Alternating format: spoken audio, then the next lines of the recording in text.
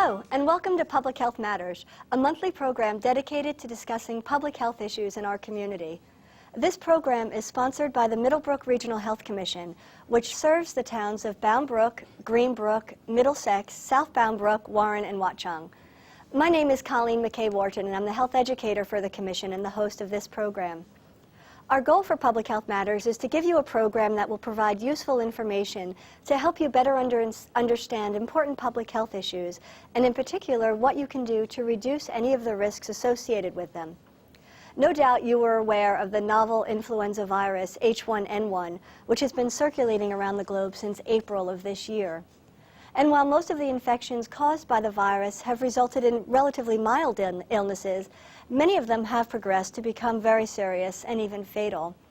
So today's program will be talking about the new vaccine for H1N1.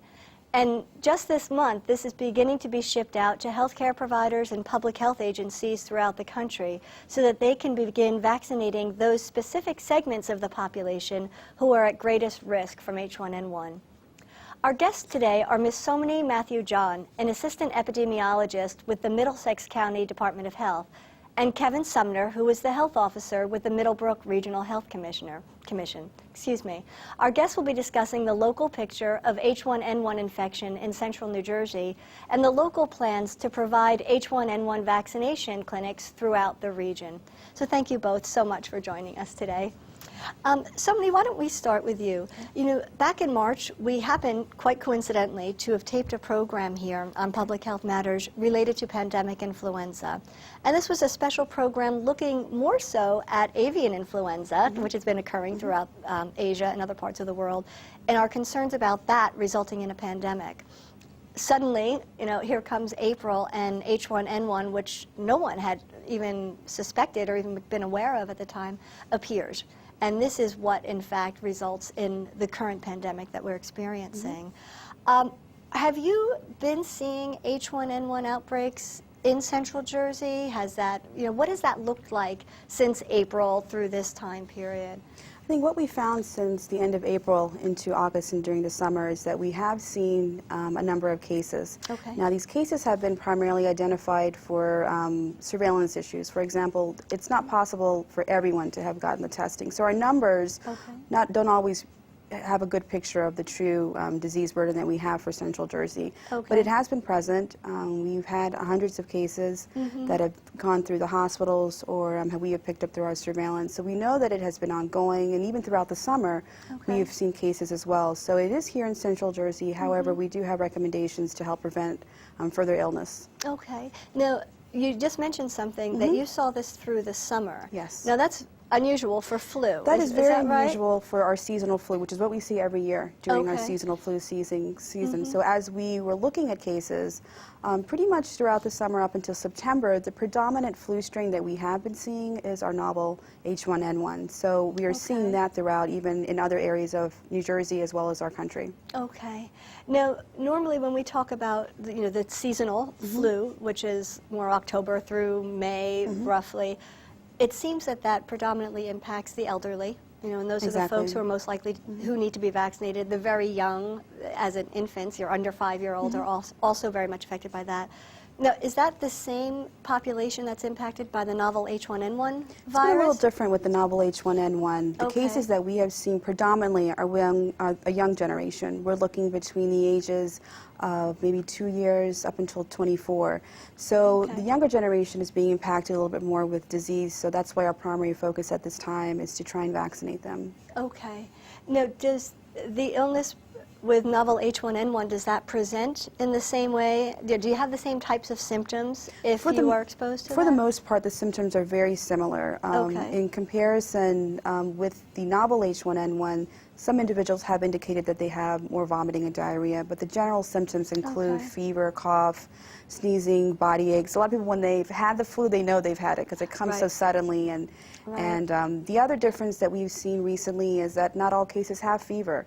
So that throws a little difficulty in it, but it's always important that if you do have symptoms that you see your medical provider and they'll be able to provide guidance for your case. Okay. Now, do those, I guess with seasonal flu, you tend to hear the symptoms lasting for several days. Is that also the same with H1N1? I think with each person it varies, Okay. and right now we're still learning more about novel H1N1, but it can last for a few days, and for some people it may be longer depending on your health status. If currently you're immunocompromised, you may tend to carry the virus a little bit longer and you may experience different symptoms, but your physician will be able to give guidance as to what you should do for your situation. Okay. Now you mentioned that children tended to be more impacted with novel H1N1.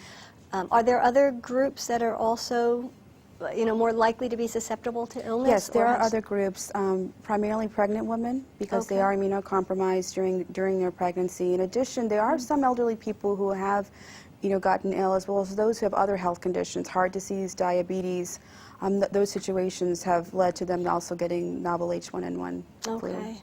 But it seems that, relatively speaking, the majority have been children and milder It is possible illnesses. that those who are above 50 years of age may have experienced the novel H1N1 in previous years, and they may have some slight immunity, which they're looking at that further to get further details. So that's what CDC, the Centers for Disease Control, is thinking, that the older population may have some immunity, which is why we're seeing more cases among the young. Well, that makes perfect sense then. That makes sense.